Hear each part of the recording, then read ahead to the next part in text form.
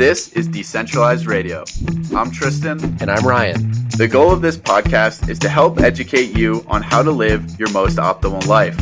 We will host industry expert guests to shed light on topics that matter. We are not gurus, rather two individuals who have had to pave their own path to health and vitality, independent of the centralized systems that plague modern society. Today on the podcast, we have a conversation with John Pantalone. John is the owner and operator of Amber Oaks Ranch down in Texas. Amber Oaks prioritizes regenerative practices, and we discuss John's story on how he went from homesteading to regenerative ranching. I think you'll like this one. Hello, everyone, and welcome back to another episode of Decentralized Radio. Have another great podcast lined up for you guys. Today, we have John Pantalone on the line from Amber Oaks Ranch. John, how's it going? Good to talk to you again. Doing well, yeah. You've been pretty busy. Yeah, we've been busy working on this podcast, putting out information for the folks, and it's always a pleasure to talk to people like you who are, have boots on the ground. So excited to get into this a little. We also have our co-host Ryan here. Ryan, how's it going? Awesome. I'm excited. Got a hat on today. Decided to mix it up for the aesthetics, but I'm excited to get in. This will be a good topic. Awesome. So John definitely, embodies decentralization and kind of really is, on the ground doing a lot of the hard work with his ranch, as well as, valuing the Bitcoin and hard money. So we'll get into that a bit. But John, I'm curious on your backstory a little bit. Yeah. Maybe you could shed some light there, Sure. How you got into owning your ranch and valuing food and the quality as well as decentralization. The journey started a long time ago, really, with seeing a lot of things around me. I spent some time in Bosnia during the Civil War in early 90s, mid 90s. And then 9/11, we were living outside of New York, and the way people responded, and then really the nail in the coffin was Hurricane Katrina. And just realizing how unprepared people were and how dependent everybody was on a system that was utterly broken. Just prior to Katrina, we were living in your typical HOA suburban home, a couple thousand square feet, golf course, all that stuff. But my kids, I had young kids at the time. All of their friends, every moment of every hour, was programmed with, dance and baseball and karate and all of these things. And, kids just weren't allowed to learn and develop any type of independence. If everything wasn't spoon-fed to them, they didn't know what to do, right? They broke down in a hysteria. So we had an opportunity to move south of Houston, and we purchased 7 acres where we started homesteading. It was my in-laws lived there at the time, and when we went to visit, the kids were they were outside, they were riding 4-wheelers, they were playing in the mud, and the most shocking thing to me was, we saw these other kids. It always rains down on the Gulf Coast, so these other kids had taken a hood of a car and flipped it upside down, tied a rope to a 4-wheeler, and they were basically mud surfing with the 4-wheeler and the hood on it. So pretty awesome. And so that was kind of like, wow, this is the way kids are supposed to live. They're supposed to go out and do things. So again, we ended up purchasing 7 acres there.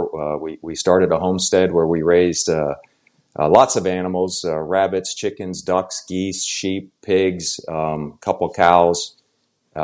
We ended up, I learned how to butcher all of those animals, how to, garden and preserve food and curing meats and canning and all of that stuff. So really, that's kind of where I cut my teeth on independent living, if you will. And of course, we had an abundance of food, so we were sharing it with folks from our church and friends and neighbors. And so when the kids graduated high school, we didn't, we just looked around and it's like, why are we here, right? It's real humid, lots of mosquitoes. And so Molly's mom and dad, my wife's, I guess my in-laws, they live in Central Texas, about 20 minutes from where we're at. So we wanted to move back home, get closer to them, and in the process wanted to buy a little bit more land. And so we found 70 acres that we really thought was beautiful, and I thought I could, basically scale up what I was doing from a homesteading perspective to what I would call a farmstead perspective. So trying to make a little bit of money off of the operation here. So we've been doing this now since 2016. We bought raw land, we built the house, started building infrastructure. Ended up building the house myself, did pretty much all of the infrastructure, putting systems in, got some cattle. We now have pigs, sheep, cows. We have egg layers and broilers, and we raise turkeys for Thanksgiving. And so yeah, we do a pretty good bit of business. And of course, I still have a off-farm job to help out there. But yeah, that's what we're up to. That's awesome. And I just wanted to quickly, before we dive into the details, you're talking about seeing kind of the reliance on, the system and, having kids who are not really free to express themselves and learn on their own, which is really a powerful way to think about it. But, I'm assuming you had pretty much no experience in raising animals or doing any of the homesteading thing. So, how long did it take for you to just fully dive into this 7 acres? Were you ruminating on it for a year or 2 years and then you just had this moment? No. And what was that? Just walk us through that thought process of that's a good question. Committing to this sort of lifestyle. Yeah. So I grew up, basically, I started outside of Pittsburgh, Pennsylvania, and moved here to Central Texas. And just, my folks weren't into agriculture or anything. But when I was in high school, well, let me start back before that. So my dad built his house back in the 50s. And that's the house that I grew up in and currently my sister owns and lives in. And so it's been in our family now for, 70 years, I guess, 60 years. And so my dad always did pretty much everything, right? He could do anything and everything. And that example really instilled in me just this idea that, well, sure, why can't I, right? There's no reason I can't. And I think that's a big mental barrier that most people struggle with. It's like, oh, I don't know how to do that. Well, you can learn, right? And so just go do it and figure it out, and don't be afraid to break a few things. But it's all for educational purposes, right? Consider it a win if you learn anything. So anyway, with that kind of a mindset, when I was in high school, my dad bought 15 acres. And of course, we let the previous farmer continue to manage that land, but he built himself a workshop, and we were always fixing cars and stuff like that. So having been, I lived in rental houses, and then finally we bought a house in a homeowners association. There was just, you can't do anything like that, right? I couldn't even park my boat at my house, right? So I really wanted that space. And so really that's what lured me to the 7 acres. But then once you get all of this land, it's like, well, I don't want to cut that grass, right? And in this case, I like to taste the lamb. So let's get some sheep. And you just kind of, go from there. Of course, like I said before, I had this realization that things were not normal. I really like to be independent. I like to do my own things. I like to, I'm a serial hobbyist. And so, I just do hobby after hobby after hobby until I get to about 85, 90% proficiency. And then I get bored with that and I move on to something else. So the idea of going, starting with different animals, I was really into permaculture. I was learning a lot about that. Being able to apply those principles to where I was able to make my systems more efficient, saving on feed bills, all of that stuff, and seeing the harmony and the synchronicity between systems and how they interact with each other, really tickled my engineering mindset. And so, being able to tinker with stuff like that and make things better was just, icing on the cake. And so I was able to feed my family and then satisfy my itch around, my engineering niche, if you will. So that's kind of where, why we got the 7 acres and then how we rolled into that. Wow, that's like an incredible story. It actually reminds me a little reminiscent of when we interviewed Tim Joseph from Maple Hill Creamery and how he you built all these things basically from scratch, had to learn all these skills. and actually now it's paid off and it's become innate wisdom that you're passing on to your own children, which I think is extremely valuable. I think that's an extremely valuable skill in and of itself, just to sort of teach your children to be able to take on tasks that they don't know how to handle. Right.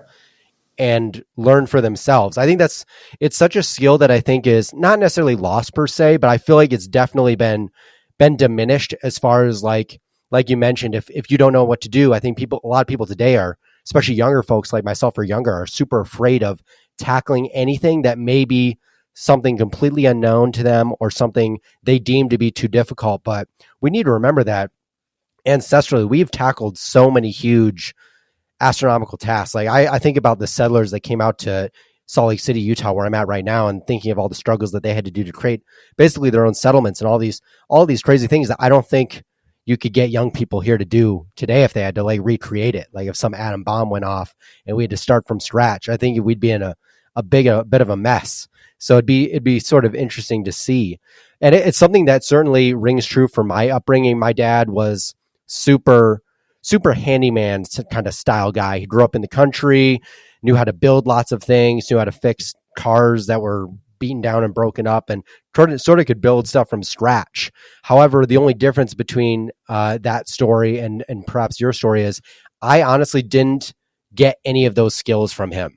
Whether it was sort of this lack of teaching ability, or he would often get frustrated with me trying to help me out and then be like, oh, I'll just do it myself because it's easier if I just do it versus teach you blank. But I also have to take some responsibility for that myself. I think about it a lot because I never took any initiative or interest in, say, learning how to even learn the basic skill of changing a tire, which I've only learned in like the last 5 years in my mid-20s.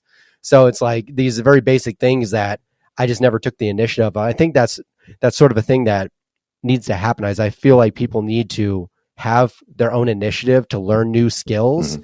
And I don't know if that's a predominant thought out in the ethos of modern culture due to the convenience that we have now. You know what I mean? Yeah.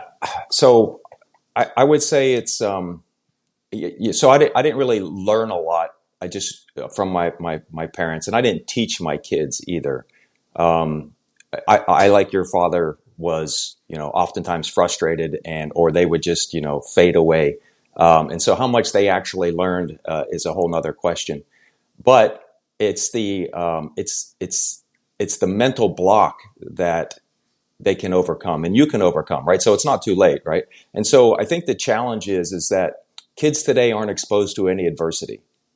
And it's that overcoming of adversity that gives them the strength and confidence to know that they can try and fail, but they won't get hurt. Or even if they do get hurt, they'll learn something, right? And so, and they'll have successes and failures, right? When they try things and they face adversity and they overcome adversity. And there's no greater feeling than facing adversity and overcoming it, right? And then if it beats you down, then you get pissed off and you try again. And I don't think our youth today are exposed to any of that, right? We coddle them, we program their existence. And when I was a kid, you didn't come home until the streetlights came on. And so you were out there breaking things, fighting with one another. We didn't have, you had to figure out how to fix your own bicycle out in the middle of nowhere, right? And so you just had to, by force of nature, overcome little adversities. And that's just not the case anymore. And so you learn by having to.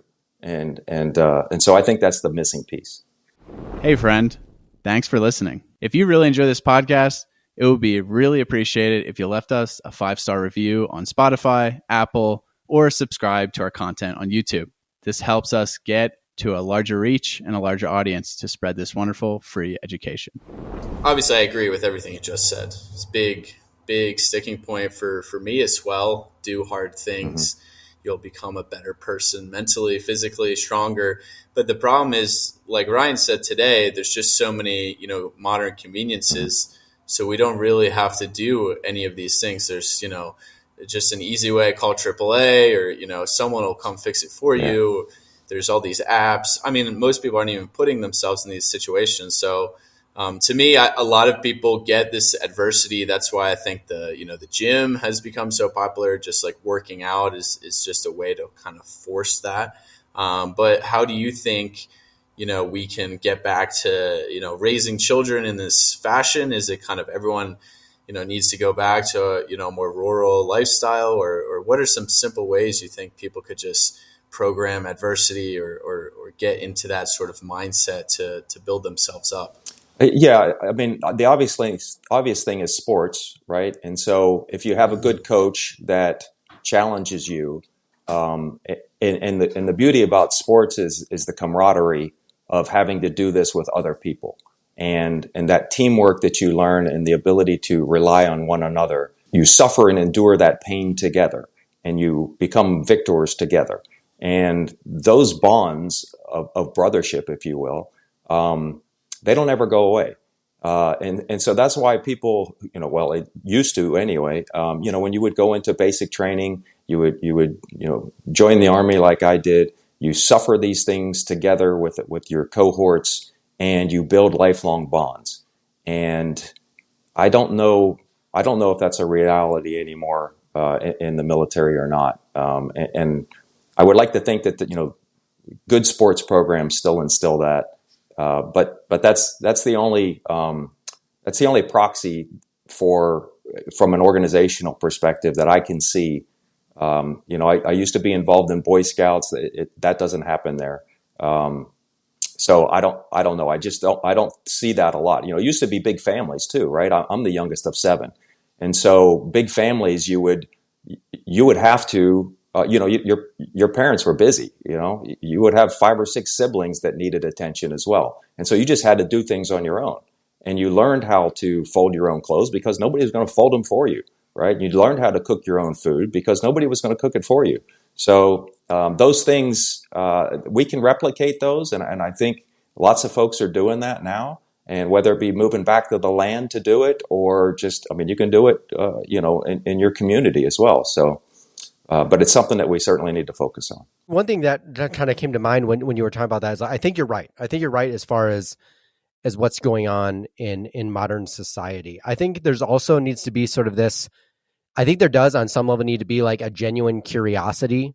I'm definitely one of those people that if I'm not curious, I have a hard time learning it. Mm-hmm. And I think that's something that I think we can instill in people to have that genuine curiosity about, learning things for themselves, and also just going in on their passions. I mean, so like we talked about fear a little bit earlier, but I think so many people are afraid of failure that needs to be sort of almost rethought about, as sort of like you learn. I mean, everyone learns from failure. It's like the best way to learn is by messing up. And so I sort of love to ask you this question: is like, you're coming from basically not doing any of this stuff to going into full like regenerative ag and all these sort of things. What were some major roadblocks that you had, hurdles in the beginning that maybe people should think about, or maybe think about ducks they need to get into a row before they want to start anything similar to what you are doing? Because I think everyone loves the idea of like getting some land, having some animals. I talk about this with my girlfriend's family, like literally every day, but I'm sure there are things I'm not thinking about that I need to think about before ever even just like going out there and just spending a bunch of money on land and thinking it's all going to work out and be fine and dandy. Because we hear the success stories, but I think it's about the roadblocks that create those stories in the end. Yeah. So before you make that move, right, you can use this time right now to start developing skills. And so there's lots of opportunities where you can go out and help other farmers and ranchers and learn some of these skills. There's lots of YouTube videos. Like I'm learning how to weld right now. I bought a lathe and a mill because I want to learn how to be a machinist, right? Or at least fix stuff out here on the farm. I would never claim to be a welder or machinist. But if I can save myself a trip into town, by being able to do some work on my own, it's well worth it. So there's technical colleges, there's YouTube videos, there's, mentors out there that would love to teach these skills. The other thing I would say is it's important to get your finances straight. This is not a cheap lifestyle. Owning animals and equipment you have to have deep pockets until it gets up and running, particularly with things like cattle. It's a very long payback period, and it takes a lot of infrastructure. But that's another skill though that needs to be learned, right? And I'm not sure that we don't teach that at all. So, making sure that you're able to manage your income streams and your outflows and put some money in the bank. For me, I bought houses. I would always buy the cheapest house and the ugliest house on the block, right? And then I would renovate that. And then 3 years later, I would sell that, take the equity, and do that again, right? And that's how I was able to build up enough bank to purchase 7 acres. And again, it wasn't a very good house. But when we sold it 10 years later, it was enough for me to be able to afford the 70 acres that I own now. And then I had developed those skills in remodeling houses, 5 or 6 houses along our journey to be able to build the house that we're in. It's kind of that low time preference, right? It aligns, like you already have this end vision, which first off, I think is really important to establish. I think a lot of people, goal setting and all that is great. Obviously most people are very, high time preference. Everything's on like the day to day, week to week. I mean, most people our age in their mid 20s are just looking forward to, the weekend to get out of the corporate, rat race for 2 days and then, just get drunk on the weekend and watch professional sports or whatever. But then you do have people that are goal orientated. But for me, it's not even like the short-term goals are as important as kind of just having a long-term vision. And as you create, the path forward, which will diverge in many directions, that end vision is still coming into clarity.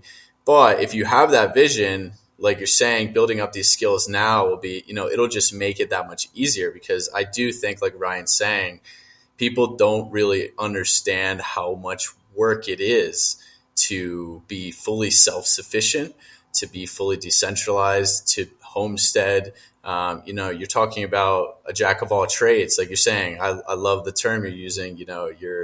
You're a hobbyist, a serial hobbyist, because I feel that way with a lot of things too. And it's like, you just need to get to a certain level of proficiency, and then you're kind of good. You got the most, juice squeezed out of that, and then you can be really well-rounded, which you have to be. Right. So, I'm curious in general, is there a good way to start these things? I feel like a lot of people also, and they might have a lot of money, but even if you have a lot of money, you could put it all down the drain by biting off way more than you can chew. And I think that's how a lot of these situations often go. So you kind of started, it seemed like a good transition, right? Like you started pretty small, right? You started at 7 acres, and this was purely homestead, like no business in mind externally, it seemed like, and you learned a lot of these skills, and then you kind of grew to the 70 acres and moved on. And now, like you said, it's a farmstead. You have a business, you sell externally. Do you think that's a good way for people to start? Because I know a lot of people, including myself, it's like, oh, I want to just find, 200 acres, beautifully pristine. It's for my forever home. But in reality, having that flexibility might be important. Actually, starting smaller might be even more important. I would definitely recommend starting smaller. 3 acres is a lot to work, and you can grow a lot of food on 3 acres. You can provide yourself a lot of, less dependency on the outside systems with something as small as 3 acres. And even if you only have, half an acre, you can raise quail and rabbits in your garage, right? You don't need to have any land for that. You just got to start with something. And even if you don't even have a garage, right? If you have a kitchen, you could go at the end of the farmer's market, you can go to all of the vegetable farmers and you can buy all of their leftover carrots and beans and tomatoes, right? And you can start learning how to preserve food. You can start canning, right? And so those skills, really what you need to bring to the table is a passion for learning and a desire to break free of the systems that are enslaving us. And I think those 2 things are all that you really need to bring to the table. The rest will follow. And it may take a long time. It may take, your entire lifetime. I'm not done learning, right? I'm still learning. I'm still growing my business. I'm still acquiring new skills, etc. But that passion for learning and the motivation to take control of your own destiny are the two things that you really need to bring to the table. And if you have that, then you can make it. That's actually a really good statement too, of taking control of your own destiny. I like that, because I have this conversation, I think at least every week when I hang out with my younger brother who just graduated college, and we talk about what we want to do with our future, like where we see ourselves in 5 years, 10 years. And I've sort of come to this conclusion. I've said this before on the podcast though, that I don't think a lot of people really do put in that thought of what they want their life to look like. In fact, the conversation I have all the time with my brother is, I need to find a job. Not me saying this, my brother's kind of saying this, but I was like this too a couple of years ago when I graduated college. But it's just like, I need to find a job that makes X amount of money so that in 40-ish years I can retire and then sort of start my life. And I feel like that's sort of the cycle that is repeated from people going through the standard public school system, then college, and that's sort of like we're grown to be bred to go to the office, work for somebody else, retire, and then start our life. And I feel like over the last couple of years, there's been this mindset shift in a larger portion of the population that's like, man, all of this system that I've grown up in could crash like that from anything. Bank system, virus stuff, like any of this stuff. I feel like it's shown the real shakiness of the floorboards that we've been sitting on. And so I think a lot more people are open to the idea of having this sort of learner's mindset and really going at things that are much more difficult in the beginning, not necessarily the standard path, sort of the black sheep path. And so I like seeing that as well. So I think, like you said, it's all about being open to learning. And I think that's also one of the most difficult skills too. But I think one thing people often wonder about, and I've had this conversation with other people that are in similar fields to you right now, where they've done this, they've sort of achieved part of their dream, they're still learning, they're still building, but there's always the talk about profitability, because everyone we've seemed to talk to is basically just like breaking even on what they're doing. So it's truly like you have to be in love with the lifestyle, is sort of the takeaway to make it work. It's not like you're making a quick buck sort of thing, and that's the get rich quick kind of thing. So I'd love to sort of know about, as comfortable as you are talking about sort of like what are the realities of like the return on what you're doing. Yeah. Because I believe it's like what you're doing is you may be making it, but it's like you're really going for the lifestyle, and that's the goal. So you mentioned that, this concept of going, graduating college, getting a job, working a corporate job, making a lot of money. I did all of that. Right. And I'm doing all of that. Like I said, I still work for, a Fortune 500 company. And so my generation definitely had that. I mean, there was no other option. The internet didn't exist. Right. And I think you referenced this today. There's just so many opportunities to make money outside of that model.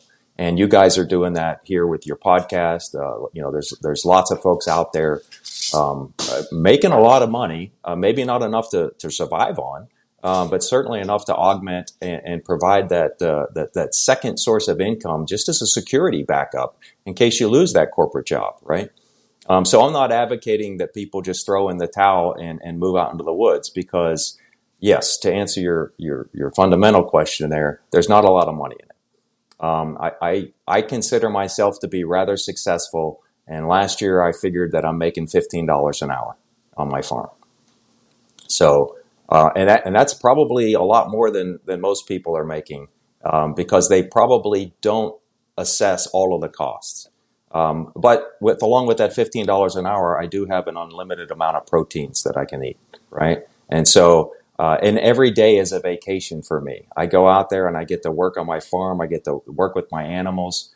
And so, there's a quality of life, that it can't be valued.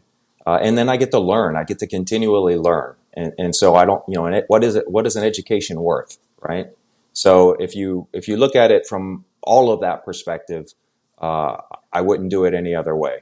But I would say, yes, set your expectations, be realistic with your expectations.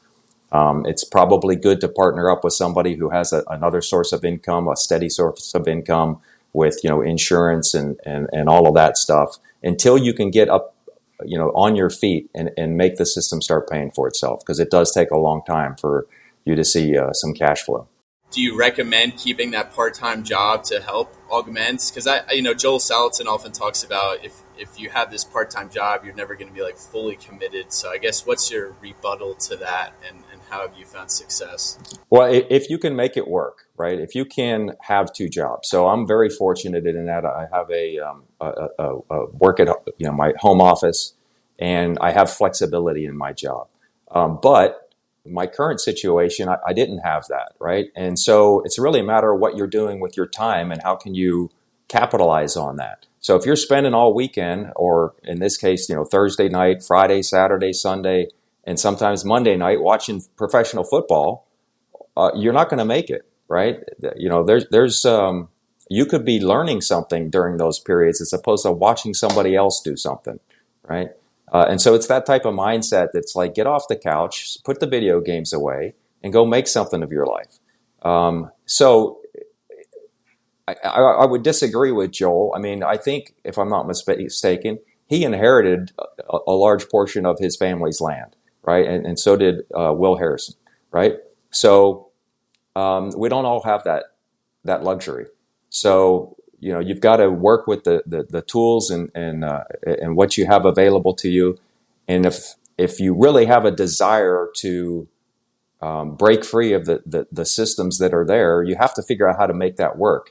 And if you jump in with both feet and you try to bankroll an operation without having enough cash in your pocket to survive the transition, and you don't know how to live on $15 an hour, then you're going to fail, right? And you're going to be frustrated, and your expectations are set entirely too high. No, I was just going to say that's a good point, because I think, it all goes back to, in my mind, like the right expectations, setting. It's about having everything kind of down on paper. And even if you don't know how it's exactly going to go for you, you still need a plan. And I feel like, I've done this a lot in the last 5-6 years, where I had a rough idea of where I wanted to go, but I never actually put anything down on paper and set the steps in to get there. And of course, those steps sort of change naturally as you're going for them, because there are things or roadblocks you wouldn't expect, or things that you learn along the way that were completely wrong from what you initially set out.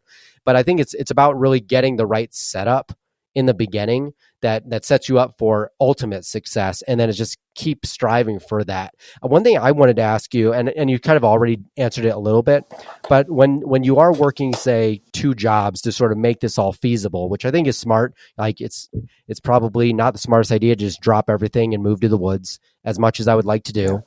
How does that sort of, maybe it doesn't even exist, but there's a lot of talk about the work-life balance. It's like, how do you manage that? How do you keep things going on your corporate side to a level that's still good for them and good for you monetarily, but also build this? In my opinion, just to put it out there previously, it's like, that's when you make the days you aren't working or the time you're not working count. Like, make your weekends a time to build on your passion and stuff like that, and take advantage of that time.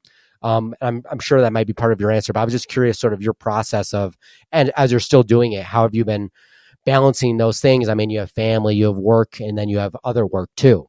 Yes. You have to commit to, particularly in the growth stage, the establishment stage, you have to commit to basically working 16-hour days at a minimum, right? To get things in place and established. And that may take a year, and it may take a lifetime.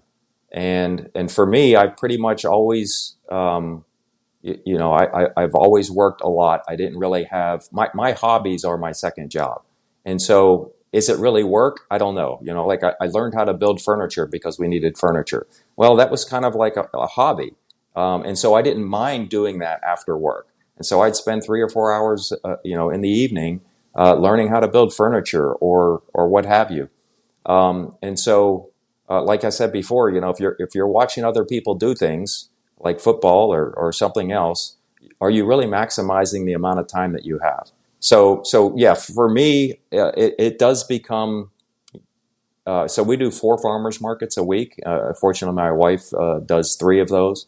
But even with her, it's a lot of work, and she does all of the marketing and sales. And then, I've got a job, and then I've got to go tend to the animals. I got to do my chores. I've got, like this morning, I went and ground grain for the pigs, and had to fill up the feeder because it ran out. So it is a lot of work. But again, if you're enjoying what you're doing, then every day's a vacation, right? And so I enjoy it, and I think it takes people like that. Do I get frustrated and burned out? Absolutely. Could I use a few days off? Probably so. But there's always tomorrow, and you get to feeling better, and you get a chance to do it all over again. I think that's just a beautiful way of looking at it. And yeah, people get too concerned and on the conveniences, and they don't really maximize their time. I feel like I do it personally. I feel like I do a lot of stuff for my age, but I still feel like I could be so much better with productivity in terms of utilizing my time. So I think what you're saying is, yeah, if you can monetize your passions or your hobbies, that's just like a good way to do it. And that's the name of the game, and what Ryan and I are trying to figure out, of course, right now as well. But I want to dive more maybe into the specifics of your ranch, your management practices. So you're big on holistic management, regenerative agriculture. Was this always the case? When did you start learning about these management practices, their importance, and how did you begin to implement them? And then where are you at now, and what have you learned? Yeah. So before we move off of that, so I'm 54 years old, and my endurance is certainly waning, right? And so as young guys like you, I mean, you could be out there doing a whole lot more than I can, right? And so, I don't go to the gym. And so, that's kind of my gym, going out there and moving bags of feed or what have you. So there is that point. So to your question, I was really interested in permaculture as a design philosophy. And that's really what got me into the regenerative ag space. So we, permaculture is all about making systems mimic nature, and the symbiotic relationship between different systems and how they mimic nature. So when you kind of scale that up, not to say that permaculture doesn't scale, and there's a lot of principles in permaculture that I still apply, but it kind of moves into this regenerative ag space. And so what we do here on the ranch, it's all about the soil, right? Because the soil makes the grass, and the grass makes the muscle. And so it's how can we maximize the health of the soil so that we can, produce the highest quality proteins. And so we put a lot of energy into that. I just got probably, I don't know, about 200 truckloads of mulch is being delivered now, wood chips, that I'm going to let decompose, and then I'm going to incorporate that into our property. We have very sandy soil here, so. But yeah, principles of regenerative ag. We practice rotational grazing, which is extremely important. It enables the grass to, the cows or sheep. They'll eat half of it, and then they'll move on somewhere else, and then it allows that grass to regrow, building soil as it does it. And then it also helps control the parasites that the animals consume, which is just a natural part of nature. By moving them off of that grass space to fresh grass, they don't build up quite as large a parasite load. We incorporate, the pigs, and when the pigs are out there on pasture and they, do a little bit of rooting or whatnot, then I'll spread seed out there, and then that'll come up, and then the sheep will go and eat that. And so that's kind of like one of your permaculture concepts applied to regen ag. But yeah, so, water obviously is a big piece of that. And so we're fortunate to have a 2.5 acre pond here. We get quite a lot of rain. So we are I just bought a bulldozer so that I can put some contours and swales on our property. And I'd like to plant some trees and do like a silvopasture concept to where I can get some more shade to the cattle in certain areas of our land. But also then that those trees, the leaf fall would be then food for the soil microorganisms, right? And then any kind of mass that would fall off of that would be food for my pigs. And so we can kind of incorporate these systems that are foundational to permaculture into regenerative agriculture so that we're actually healing the land as opposed to, basically destroying it. Yeah, I mean that's a big discussion that we've had on the podcast too. Is the effects of things like monocrop agriculture on soil health and just soil health in general. And so that's why I think a lot of this stuff is actually really valuable. And I thought something that was really interesting too that I didn't know before interviewing another regenerative ag proponent, Mitch Dumke, was that you can actually have different animals grazing on the same amount of land depending on the animal. So you could have like the same amount of cattle as I think it was sheep because they eat different parts of the grass. Is that right? Something like that? Yeah, that is right. So if you look at the total amount of animal units per acre, if you're just running cattle only, it'll be one number. But if you're running cattle and then sheep after them or in conjunction with them, you can actually increase the number of pounds you get off of the land because of that harmonious relationship between the two animals, right? The cow will eat certain grasses, and there's a lot of overlap. But the sheep are going to want to eat more of the forbs, the tree, shrubbery, that type of stuff. And the other beauty is that the cattle, when they consume some of those parasites, they'll consume parasites that affect the sheep more than the cows, right? And so when the sheep come back through there's less parasitic load in the grasses because the cows have taken care of most of that, and vice versa with the sheep. Now, scientifically, is that accurate? I don't know, but I've seen it to be beneficial in my own experience. So we continue to do that. We only have two of our pastures, about 20 acres, that I'm able to run both sheep and cows on because of perimeter fencing. We have coyotes and things like that. But I'd like to incorporate more of that as I grow my flock. So we have about 25 sheep now. I hope to get up to 50. And whenever I get closer to that, then I'm going to have to start improving the fence line, which will enable me to do more of a leader-follower relationship with my sheep and cows. Yeah, I think multi-species grazing is something that is really important. It seems like it also can be quite challenging to implement at first, and it's a lot of experimentation. So yeah. I'm curious, in general, right? You said 2016, I believe you got to 70 acres.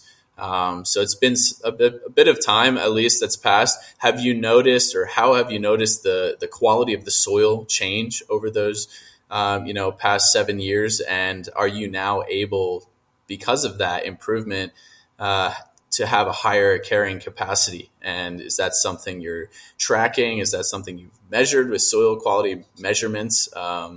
Or kind of, how do you go about gauging that? Yeah, so when we bought the land, they were running 15 head of cow on this land, just open grazing, 15 to 17, I think it was, which, they probably weren't utilizing to its maximum potential. But, cows, they'll go and they'll eat what they want to eat. So they'll go eat up all of the candy, if you will. And then they'll just continue to move across the land, eating up the candy. And eventually all of the candy grasses, they'll die off. And then you'll have nothing but the broccoli living, right? The stuff that they don't want to eat, the thistles and the weeds. And so after so many years of that, you can't carry as many cows and keep them healthy. And that's kind of the state that things were in. When we got here, again, just practicing rotational grazing helps fix that. It forces the livestock to consume everything that's there, and then they also trample down the things that they don't want to eat, right? And so that gives an opportunity for the good grasses, the beneficial grasses, to grow and ultimately overtake all of that broccoli, I call it, all of the stuff that cows don't want to eat, right? Relationship to a kid wanting to eat candy versus broccoli. Now we still have a lot of weeds, right? We still have thistles and things like that I'm trying to combat. In which case we'll go and we'll mow down the pasture. So typically in the spring I have to go out and mow just to knock down my the weeds and then the winter grasses that are going dormant, just to make room for the summer perennials to come through. Also, though, we have put in several hundred tons of chicken manure that we brought into the land and had spread on the property. So we use that as a fertilizer. We don't use any chemical petroleum-based fertilizers, no herbicides, no pesticides. And so I brought in a bunch of chicken manure to help augment the sandy soil that we have, because it has a lot of organic matter to it, plus it has a good nitrogen load. And then, of course, incorporating we do broiler chickens, and so we move them every day. That again adds a lot of organic matter to the soil. So now I'm able to run about 50 head of cow. Of course, I have to bring in hay in the winter, or I have to harvest hay, and I bring in some hay. But we run 50 head of cattle. We're running about 25 sheep. We have somewhere about 25 pigs a year out on pasture, and we do 2,000 broilers a year, as well as about 300 laying hens that are out there. So if you look at the total pounds of protein that are out here, it's far exceeds what they had when we bought the place, and we're continuing to, like I said, we brought in several hundred thousands of pounds of wood chips. I'm looking out my window at them to help again make it even better. So that's awesome. Yeah, I think it just goes to show, right? It's like this open style grazing method is really detrimental, and I see it all the time because there's so much public land out here, BLM grazing contracts, and whenever I'm driving through Wyoming, it's a shame. But, that management really is the key to utilizing land better. And this is why, we always get into this discussion of, is regenerative agriculture scalable and things like that? And it's like, yeah, well, it could be, but what is the effort that we're willing to put in? Because you need to know what you're doing. You need to, scale up appropriately, and it's more effort, right? I mean, if you just throw the 15 cattle out there in the beginning, they're not doing much management. It's just kind of letting them graze what they want, but eventually that'll kind of lead to a decline in the productivity. And as well, I want to highlight how important it is that each homestead, each piece of land is unique. So you're saying your soil is sandy, so you're bringing in this chicken manure, these wood chips to add some more organic matter, help with the nitrogen ratio. And that's important as well, because there is no recipe for success in land management. You're in you're in Texas, kind of outside of Austin. We're up in the Mountain West, even in different places of Utah or Wyoming. It could be a totally different ecosystem environment. And you can read as many books and videos and attend classes as you want, which will give you the foundational principles of thinking about how to solve these problems. But at the end of the day, your system, your land is going to be totally unique. And you kind of need to understand that and then experiment. So I'm curious as well, do you think what are your thoughts on how do we get more people to do these management practices, multi-species grazing? Does it have to be at this smaller scale, or how do we fix something like these open, large plots of grazing for, say, BLM land? Or have you put much thought into that, kind of scaling this whole movement of holistic management? Yeah, I can't really speak to what goes on in your area, but what I would say here in Texas, so everything is really situational dependent.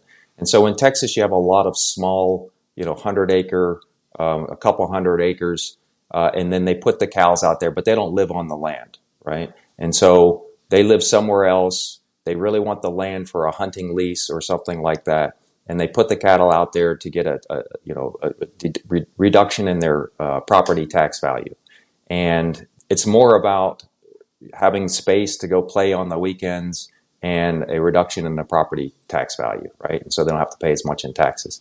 And so to physically rotationally graze the animals, you have to be present, right? You have to be out here. In my case, I try to move them every day, right? And so you have to be able to study the land. You have to be able to watch and see, is it time to move the animals? Well, you can't do that if you're not living on the land, right? And I can't imagine how you would do that with several 100,000 acres of BLM land.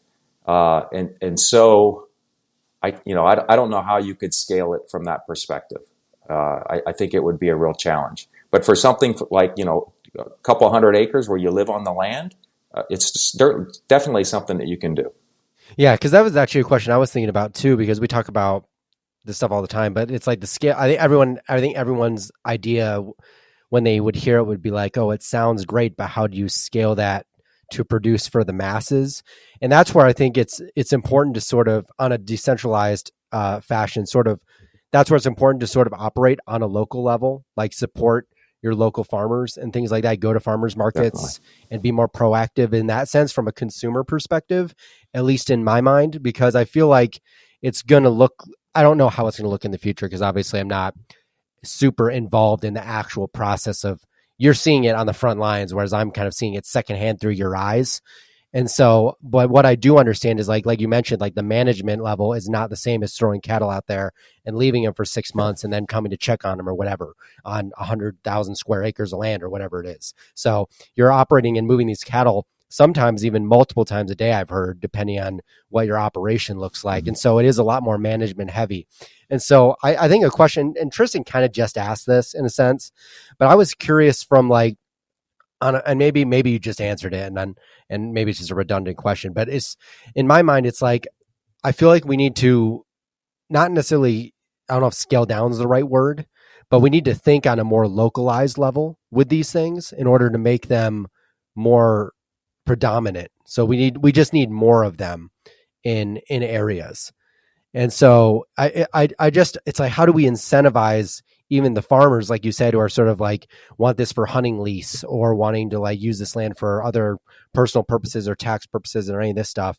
We need to have some sort of incentive, I think, to even build it out.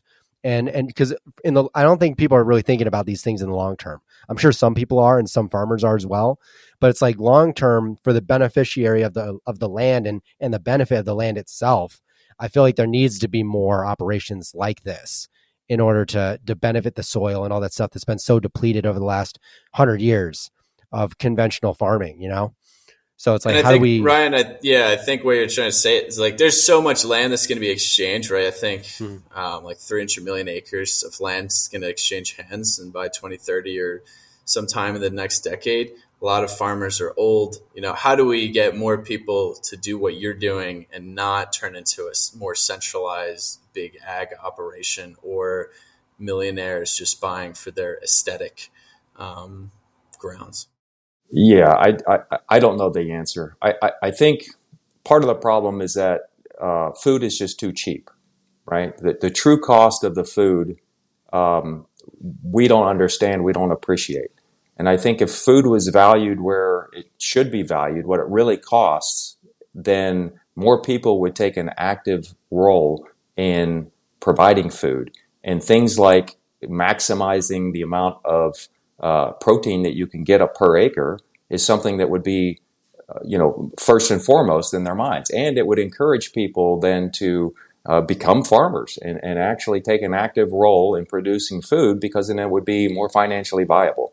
A lot of the folks doing what I'm doing are doing it from the perspective of trying to heal the land, trying to provide good animal welfare. And so there's all of these other non-tangible things that have no monetary value that'll ever pay off for themselves, right? And so you actually have to have a passion to want to make a change, because like I said before, it's very expensive and very time consuming to do this. And so the only thing I can think is that, we have fiat food that is paid for with fiat money, and it's super cheap, and people don't have to pay for all of the externalities that exist around cheap food, right? We have the most expensive health costs in the world here in this country. We're just losing, all of this topsoil. We have all of this, pollution and other things that are never accounted for in the in the cost of what it takes to produce food. And so until we fix that, I don't see that this is really ever going to change. We're just going to have a few folks like myself, trying to make a difference because it's the right thing to do. Yeah, and it's so true, right? And we'll definitely get into the fiat food system a bit here, but in general, there is still so much opportunity to do this. And, we're talking about people just buying this land for hunting or aesthetics or their third, fourth home. It's bad, but also it does create an opportunity, right? Because there is a high sticker price. There's a high cost of entry to do what you're doing. If you want to buy 70, 100 acres, for example, you need, who knows, $500,000, and then you need to build a house, all that stuff. Depends the location. But in general, you could have 10 acres and then you could lease this land for very low amounts of money from these folks who don't want to manage the land. And, we were both at, the Beef Initiative in Crawford, Colorado. Jason Rick, he does, he manages a couple thousand acres of land, which the majority are leased. And that's just an example. And he's been doing that for a bit, but you don't have to even be close to that scale. So I think it's just sensing, if you do want to be a part of this, you want to make that change in the world and be, part of the solution rather than contributing to the problem of our centralized food system, there are these opportunities out there. But in general, I also, we talked about the importance of, localization and direct to consumer and, the quality of food. So I want to talk about, the difference in quality from what you're doing, especially, you raise grass-fed, grass-finished beef. Your pork looks like incredible. It looks like some of the best pork I've ever seen. I need to try some, but that's because you're doing it like in a more consistent way with what they would be eating. They're rooting, They're on forage and pasture, finishing on acorns, the stark red meat. So I guess talk a little bit, and you already mentioned, why do people need to start thinking about like dollar per nutrient over just the dollar per calorie or just dollar cost? Because I totally agree with you. I think this whole food system, centralized food system, has kept food prices so artificially low that now people just get sticker shock when they go to a high quality operation like yourself, potentially at the farmer's market. But there's really a lot more quality there and nutrients there that probably comes out in their favor in the long run, of course. Yeah.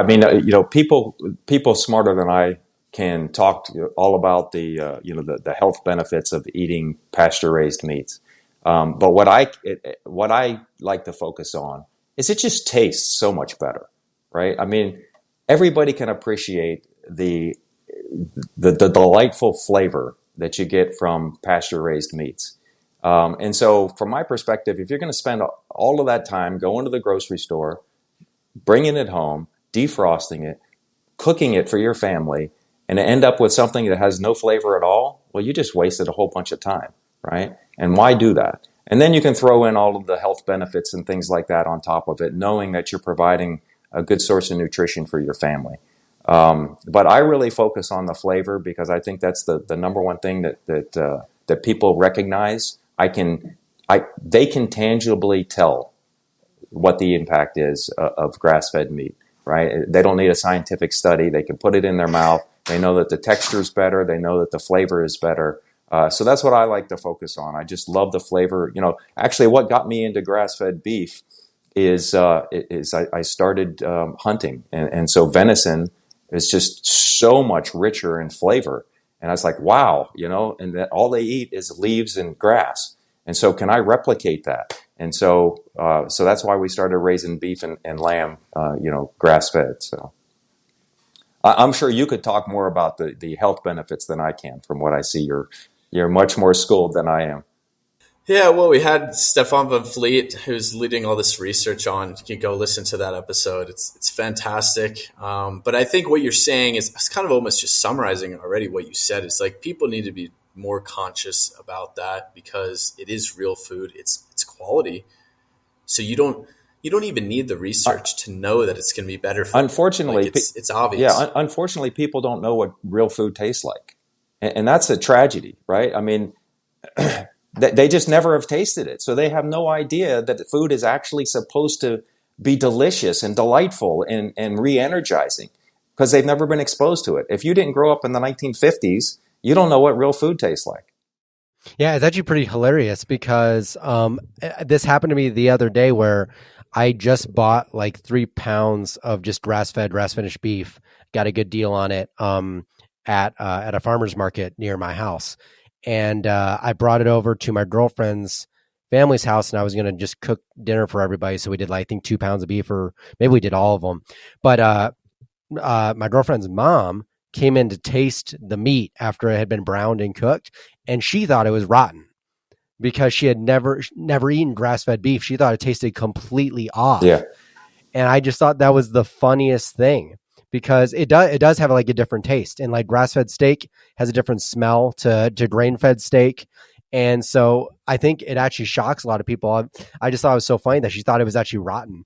I just couldn't believe it. I've gotten a lot of people that have actually tried to, I think beef is tough because people are so used to that fatty grain finishing that some people, still say grass-fed beef tastes bad and whatever. I mean, that's on them. But I think the biggest difference, and probably you might agree, is in the chicken and pork, because just chicken and pork raised by, the industrial overlords of Tyson and whoever they're just so devoid of flavor. And that's why you have to put so much seasoning on them.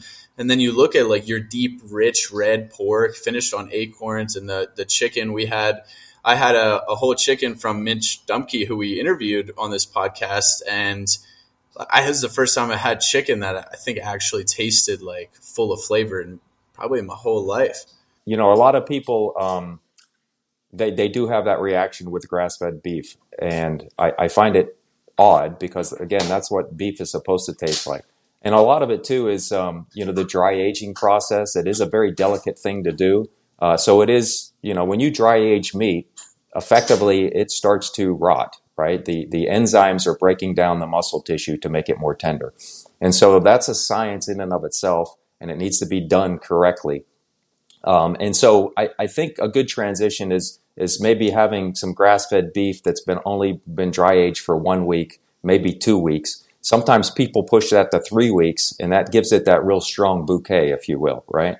And anything longer than that is on the edge. But I think it's a flavor that should be appreciated, because really, when we talk about nutrition, that's all of those minerals in the meat, right? That you don't get from feeding it corn. And again, just people aren't used to that. I think another lie too is, the flavors in the fat. Well, if you've ever had a wild game, there's a tremendous amount of flavor and very little fat, right? And so we just need to recalibrate our taste buds. I mean, I love a fatty piece of meat. Don't get me wrong, but I like a fatty piece of grass-fed meat where I can get a good, robust muscle tissue and a nice, yellow, creamy, fat as well. And I know that it's just loaded with micronutrients. Yeah, I mean, I think a lot of this stuff that we're talking about kind of goes back to even from the regenerative agriculture standpoint, when we're talking about all the farming and stuff like that, is that it comes back to education. I think it's about informing people, because, I mean, it just goes back to the simple fact that most people just simply don't know anything about the food they eat. They don't know where it comes from. Maybe they don't want to know, and they definitely don't know the process from where it went from farm to table. Yeah. They definitely don't understand that in the conventional sense. And so I think the more we have people like yourself on the podcast that are on the front lines, who see this every day, the more of that information we can get out to people that are just learning this stuff. And I think it's about really getting people to understand the importance of the quality of their food. And I was talking about, we talk about this all the time about, you may spend a few extra dollars at the farmer's market, but you're getting such higher quality worth of food. Like, you're getting way more amino acids, way more vitamins and minerals from grass-fed, grass-finished, regeneratively raised meat than going to the store and buying whatever $3.99 generically produced beef. You're getting a lot more too, right? So it doesn't have this high moisture content.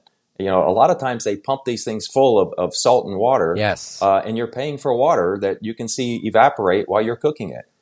So from just a pure economic standpoint, it's really not that much difference in price. Yeah, and also you're not getting chicken washed in chlorine. Yeah. So I think it's a win-win all around. It's just simple basics. It's going back to, like, what are your priorities as a person and getting those in line. I think people live such busy lives whether it's actually busy or they make it busy for themselves, that they just don't think about what are these priorities in my life. I mean, like we were talking about at the very beginning of the podcast, it's like many people just are so burnt out at the end of the day or by Friday night that they just want to crack open a beer and watch the game. Yeah. And I get that. I totally understand the mindset of that. And that's where we have to sort of meet them where they are and get them to think about, hey, is this how you want to live the next 20, 30, 40 years of your life? Or do you want to make some real change, stay out of the hospital and all of these things when you're in your 60s, 70s, and 80s, when you're talking about retirement today, trying to get there? Maybe you should actually get to a place where you can actually enjoy that time. And so I would argue too that if you ate better, you wouldn't be burnt out at the end of the day, right? And if you put that beer away, you could actually make some improvements in your life and get something done and feel a lot better as a result. So yeah, eat better food, fuel your body, and it'll pay rewards. Yeah, no, totally. And then, I mean, if you're outside a lot of the day, like you are doing real manual labor, you don't need to go to the gym, and you're kind of just reaping the benefits of nature as well. Yeah. So something we've also talked about, the importance of, farmers markets, buying local, direct to consumer. I think this is, you would agree with, kind of the only way that you make it work, right? Like a lot of the issues with, producers still, ranchers, is that they're wholesaling and getting pennies on the dollar of the end product, which is a shame. So why don't you talk a little bit about how you have kind of gone about this style of, selling? What have you learned? How can people, transition to a more direct to consumer model, and what are the biggest challenges? And then I also want to get into, maybe talking about fiat money and Bitcoin a little bit as well. Yeah. So we sell all of our product at the farmers market direct to consumer. We don't ship anything. Not to say that I would never go there, but right now, I feel it's important. We have enough, population density around here that I don't feel I need to ship. But I like. There's a lot to be said for the educational aspect of being able to speak directly to your farmer, to your rancher, right, and ask those questions. And I like to educate people about how we do things and why they should eat our meat and stuff like that. So though the farmers market is very taxing and time consuming, it's also kind of like my social hour, right? And so I get to go out there and interact with people and talk passionately about something that I work hard for and I really love. But I understand that, not everybody has the time. You got, 4 or 5 screaming kids and going to the farmer's market is a real chore. And so, although it could be, a good outing for your family, if you frame it in the right way. But I also understand that people are busy and have a lot of things to do. Fortunately, there's a lot of good companies out there that are shipping, and there's really no excuse for not, getting your meat directly from your farmer. The flip side of that is where does your food come from, right? You don't know where your food comes from. You have no idea. It may say product of the USA on it, but it likely is not, right? And so it's raised in some apartment complex in China. They're turning a lot of these buildings in China that they built, these cities. They're raising pigs in them on concrete. They're living in their own feces. You don't know what they're feeding them. The label for organic in the U.S. is pretty stringent, but pretty much all of these other countries can get away with saying organic, and there's no oversight whatsoever. So they can just slap a label on it, ship it to the U.S., sell it as a product of the USA, organic. And I don't think that's right. And I think consumers need to be aware of that. So, if you're not buying from your rancher or farmer and you don't know where it comes from, likely you should start asking those questions. So we sell at the farmers markets. Shipping is a whole nother enterprise that I don't have the bandwidth for. Of course, it comes with its own risks. And our operation right now isn't big enough to really justify it. So, yeah, no, I think that's all important. It's, we talk about a good amount on here is that's the benefit of going to the farmer's market, right? And well, you're rewarding, your local producer for putting in this effort and going to the farmer's market, but then you can verify that quality. Like that's the benefit of going. You can ask them questions. I mean, I'm sure you'd let anyone come visit and see the operation as well if they really wanted to. And yeah, there's so much, greenwashing and just like sketchy things going on in the grocery store. You really can't trust them. But at the end of the day, I think it's important as well. You mentioned you're in you have a large population density. I think that's something also people really need to consider if they're picking out a homestead is start small, because then you don't want to bite off more than you can chew, or you might end up wholesaling and then getting less, dollar per animal. And then also, think about what's your end market? Who are you going to sell to if you do want to go that route? Because, for example, up in Wyoming, it doesn't exist, right? Like you really have to think about it. And I have done a lot of this shipping for, a bison ranch I'm working with, and it's a pain in the ass to ship meat, especially. Yeah. So these are all things you need to think about. But I'm curious, getting more into the, the monetary side of things, right? I think Mitch on our one episode is talking about like that soil and that increasing carrying capacity. That's kind of like the savings of your ranch, right? You're able to build upon that year on year, and that's kind of like going to help propel you forward to stay, afloat. Whereas opposed to, traditional methods, conventional are the opposite. And that's why so many farmers are going bankrupt. It's high input, high output. So there's a lot more expenses up front. So how do you, I know you value, Bitcoin as a currency, quite heavily, because cash flow is really important in an operation. So how do you see Bitcoin as kind of helping more producers, yourself, stay afloat? And how do we kind of help propel this exchange of value for value forward even more so? Yeah, I think farmers and ranchers can easily have an affinity for Bitcoin because they appreciate something that's real and that has value and maintains value. So like you said, I think Will Harris says the land is his savings account and his livestock are his checking account, right? So for me, I don't do a whole lot of volume in Bitcoin. I wish I would do more. I would gladly accept Bitcoin for no other reason than to deny the existing infrastructure the opportunity to have control over my assets, right? I strongly believe that if we continue to engage in the fiat system that exists, that we're only supporting that type of a system. So just like if you go shop at your local farmer's market and you support the agricultural system, well, if you engage in, trade in US dollars, then you're supporting, the industrial military complex, which just takes the revenue, the inflationary theft out of that money, and all the corporate corruption. And then they go kill other children in other countries, right? And I'm totally against that. So my passion for Bitcoin really comes around being able to interact, just like I do with the farmer's market, but interact with one another on a peer-to-peer level and really exchange value for value. And, if I accept US dollars today, 5 years from now, they're not going to be worth as much. With Bitcoin, sure, it might go up and down in the short term, but in the long term, it's going to retain its value.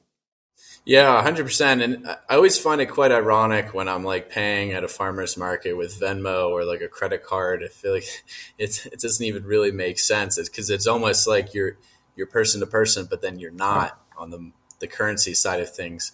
So, do you talk to, I'm sure you talk to a lot of other producers at these farmers markets. Like what's kind of the, feel for, are they open to, Bitcoin, or, what's a good way to get more producers on this wavelength? Because I think they do have the right mindset, but it's also something that's just so foreign to them to conceptualize, really. I think that the best way is to get the consumer on board, right? Mm-hmm. And so it frustrates me to no end whenever I see people on Twitter talking about never spending their Bitcoin, right? I mean, it's never going to become the vehicle that it can become unless we use it, right? And so if more and more consumers come up to their farmer and say, hey, do you accept Bitcoin? Then they'll start accepting Bitcoin, right? Because that's what they do. They're in business to, take revenue. And they would love to not have to pay Square or any other credit card handling company, almost 3%. So I think that's the first thing. And so I challenge all of your listeners. I plead with you, go out there and, ask, do you accept Bitcoin? And then be willing to use it. I've had people come to the farmer's market with a Bitcoin t-shirt on, and I say, hey, I accept Bitcoin. And they're like, oh, yeah, here's my credit card. It's like, okay, are you a principled person or are you not? Right? Do you want this to grow or not? So again, I think convincing the farmer is not a hard thing. That's the easy thing. The hard thing is getting your everyday consumer out there to value Bitcoin, to start using Bitcoin, and just start using it. I don't understand why people don't use it.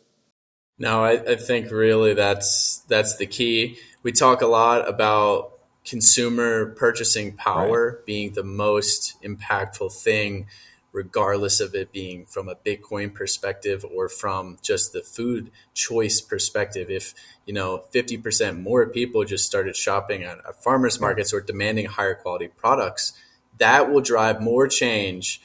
And that has the biggest impact. You buy food the most often. You can't really buy and many other things from small companies or local producers. Doesn't exist. This is the most impactful voice you have in our society. It's not at the ballot box. Sorry to tell you. Yeah, definitely. Vote with your dollars, right? Or in this case, vote with your Bitcoin.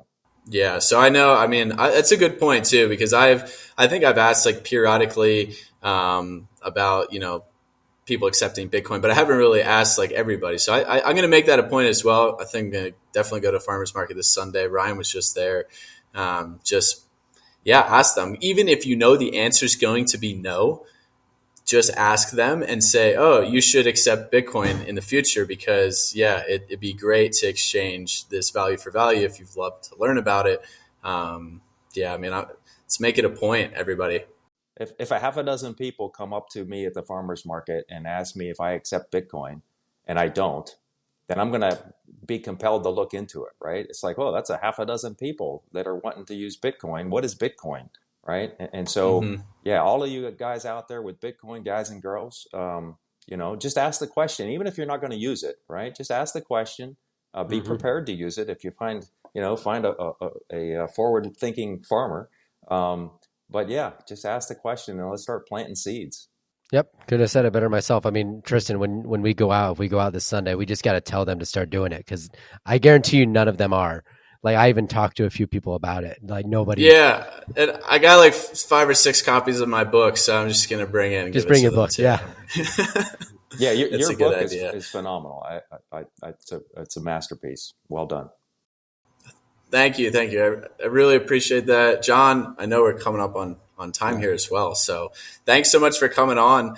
Where can people find you? What farmers markets are you at? You're only selling locally, so I know. Unfortunately, if you want to try his delicious meat, you need to be in Texas, greater Austin area, correct? Yes, yeah. We sell at Pflugerville, Hutto, Elgin, and Taylor, Texas. You can find us at amberoaksranch.com. We're on all social media as Amber Oaks Ranch in some form or another. We do publish a weekly newsletter that you can sign up for. It's pretty good little bit, especially if you're wanting some educational side of farming and ranching. We publish little vignettes on what we're doing at the ranch. So just to try to stay in touch with our customers, but there's also lots of good information out there about how to raise animals, how we practice regenerative farming, that type of stuff. So amberoaksranch.com and come see us and shake our hands at the market. Awesome. John, thank you so much. I need to get down there as well and see the operation with my own eyes. And thank you so much for what you do and sharing your knowledge here. I appreciate it. And thanks again, everyone, for tuning in another episode of Decentralized Radio. See you next time. Bye-bye.